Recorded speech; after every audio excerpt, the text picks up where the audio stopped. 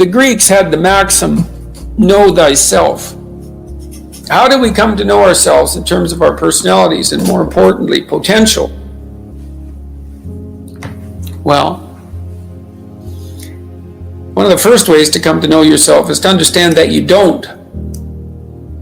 You can learn to kind of watch yourself like you're watching a stranger, but you have to adopt a position. It's a position of radical humility, I would say.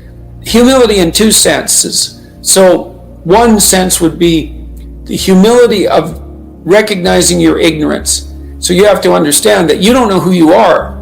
And that's not easy to understand because you think you know. But then, you remember you can't control yourself very well. You're not very disciplined. You're full of flaws. Maybe you don't know yourself as well as you think. But it's hard to get low enough to understand how deeply it is the case that you are ignorant about who you are. Now there's an upside to that too, which also is that you're also ignorant about who you could be. And so the discovery of that, is some reward for the horror of determining who you actually are. And then I would say, well, then you watch yourself. You watch yourself like you're watching a stranger. You watch what you say and you listen. And you think, well, what sort of person would say that? And how am I reacting emotionally when I'm communicating in that manner? Is that making me feel stronger or weaker? Is it filling me with shame? Is it helping my confidence? Am I laying out a lie? Am I deceiving myself and other people? Am I adopting this personality at parties that is designed to impress and to amuse, and it comes across as nothing but self-centered narcissism? What are my dark fantasies? What are my aggressive fantasies? What is it that I'm willing to do? What am I interested in so that I'll spontaneously pursue it? What do I procrastinate about and why? What am I unwilling to do? What do I think is good? What do I congratulate myself for accomplishing? And what do I berate myself for failing to confront and to implement? Those are all incredibly complicated questions, and you don't know the answers to them. So that's a start. And then in terms of potential, well, you'll discover a little bit more about your potential as you discover who you are, especially the darker parts of yourself, because then you discover your potential for mayhem. There's some real utility in that. It's actually something that strengthens you, because the first thing that a realization like that can in fact produce is the ambition to incorporate that dangerousness into a higher order personality. And that can make you implacable. That can make you someone who can say no when you need to say no. That can make you someone who won't avoid necessary conflict. And so that's unbelievably useful. And so that's one of the potentials that you might discover. The other thing you do to discover your potential is you challenge yourself. It's like Rule 4 in my book, 12 Rules for Life, is compare yourself to who you were yesterday and not to who someone else is today. And that's kind of a good way to start this. It's like, take a bit of a look at yourself and think about what's not so good that you could improve, that you should improve by your own standards, and that you would improve, and set yourself a little goal. Maybe you're not studying at all at your university. Or maybe you're at work and you've got this stack of paper there, and you haven't looked at that damn stack for like a month, and you know that you should be. And you're bothering yourself at night because you're avoiding that. You think, I've avoided that stack of paper completely for 1 month. I'm quite a coward when it comes to whatever snakes might be hidden in that stack of paper. How about tomorrow I just put that stack of paper in front of me on my desk and I glance through it for 15 seconds. See if I can do that. It's like, you set yourself a goal of improvement. It's a humble goal, because really, are you such a coward that the best that you can bloody well manage after a month of avoidance is 15 seconds of exposure to a stack of paper? It could easily be. You've been avoiding it, you're obviously afraid of it, and so the situation could be that dismal and dire. And you might think, it's no bomb to my ego. It's not fostering the strength of my ego to recognize in myself someone who could only withstand 15 seconds of exposure to that thing I'm afraid of. And so that's a form of humility too. It's like there's things you could do to improve, and you know what they are. And there's small steps that you could take, that you might take, that would put you in that direction. And then the question is, are you big enough to take those small steps? Are you capable of grappling with the fact that you're fundamentally flawed to the point where you have to break things down into almost childlike steps in order to manage them? And the answer to that is, yeah, you are. And that's the lot of, I don't know if it's the lot of everyone. Most people have things they avoid, and they're afraid of. So I would say to some degree, it's the lot of everyone. People vary in the degree to which they've conquered that. And you do meet people from time to time who are extraordinarily disciplined. But most of the time, they've got disciplined in exactly this manner. It's through slow, incremental improvement. And then you challenge yourself. It's like, well, could I do this? That would be better.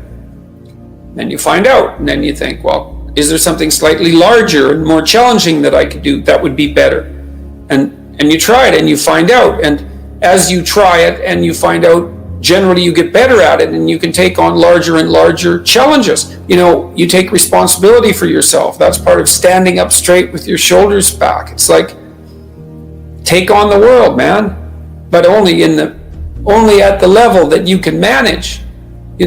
When you're ignorant and biased and deeply flawed and immature, it's where everyone starts.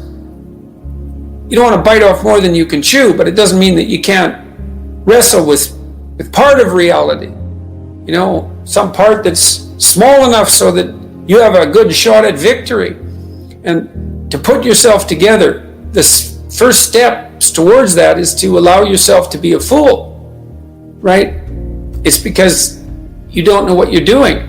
You have to admit that, and there's going to be a loss of ego or destruction of ego, arrogant ego that necessarily accompanies that. But you need the loss of that arrogant ego because it's precisely what's interfering with your movement forward. It's part of the adversarial process, mythologically speaking, that stops moral progress. You're too proud of who you think you are to notice what you're like so that you could change properly. You don't want to sacrifice that part of yourself. It's probably associated with some delusion that helps you maintain a positive, although very fragile self-image, in the absence of genuine effort. It's not to be recommended. You know yourself by watching and paying attention. It's watching like you're a snake. A snake watches like cold-bloodedly, with no emotional reaction, just to see what's there. It doesn't allow, symbolically speaking, doesn't allow what is wanted or desired to interfere with what is observed. So you watch yourself like that, as if you don't know who you are. Well, that's the beginning. And then you challenge yourself continually to see how far past yesterday you can push today and tomorrow, and to continually experiment with expanding the domains not only of your competence but of your ability to increase that competence. And the upper limit to that is proportional to the moral effort that you put into it. The more that's guided by the highest of all possible visions, right? The alliance with the highest of all possible conceivable good.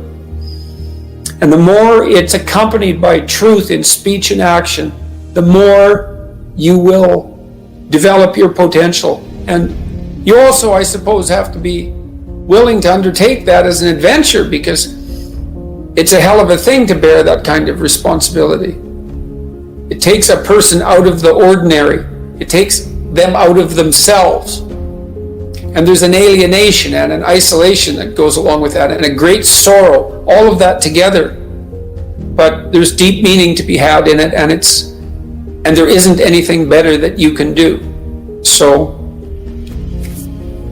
that's the answer to that question.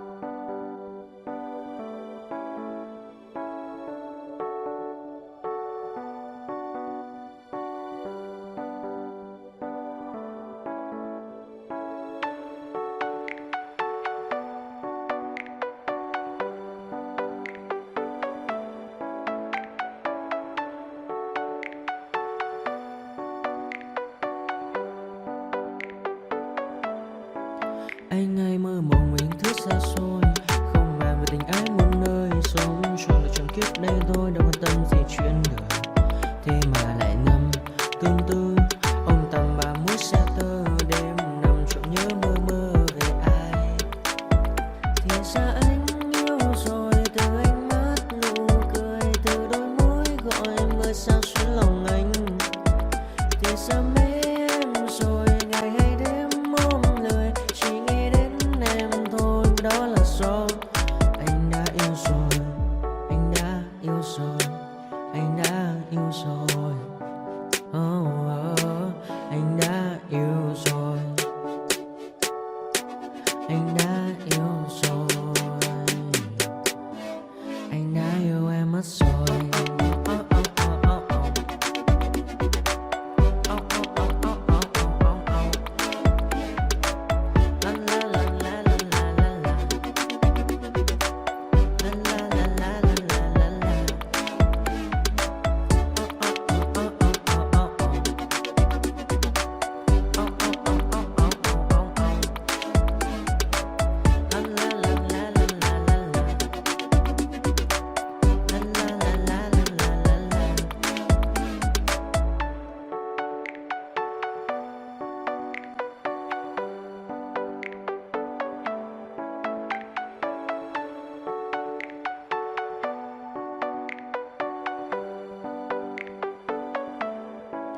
Anh hay mơ mộng mình thứ xa xôi, không màng về tình ái muôn nơi. Sống trọn đời trọn kiếp đây thôi, đâu quan tâm gì chuyện đời. Thế mà lại nằm tương tư ông tầm bà mũi xa tơ. Đêm nằm trộm nhớ mơ mơ về ai. Thì ra anh yêu rồi, từ ánh mắt nụ cười, từ đôi môi gọi mưa sao xuyến lòng anh. Thì ra mê em rồi, ngày hay đêm.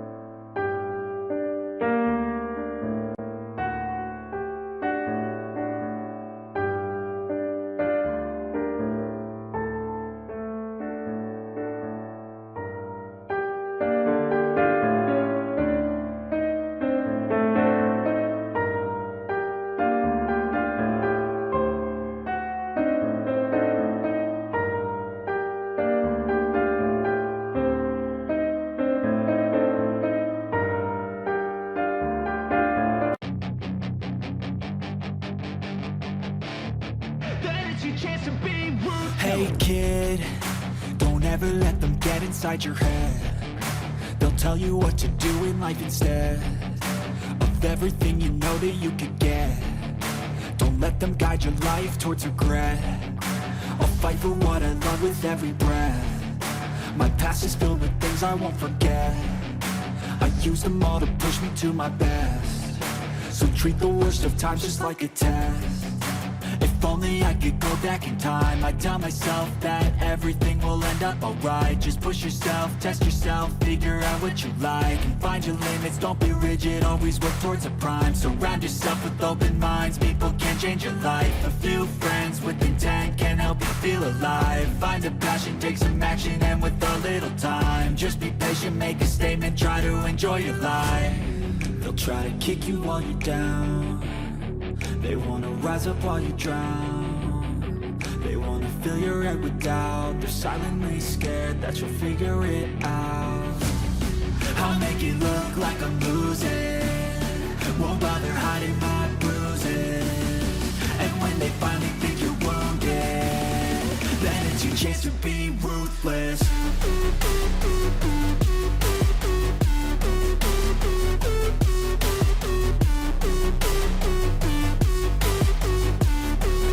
It's your chance to be ruthless.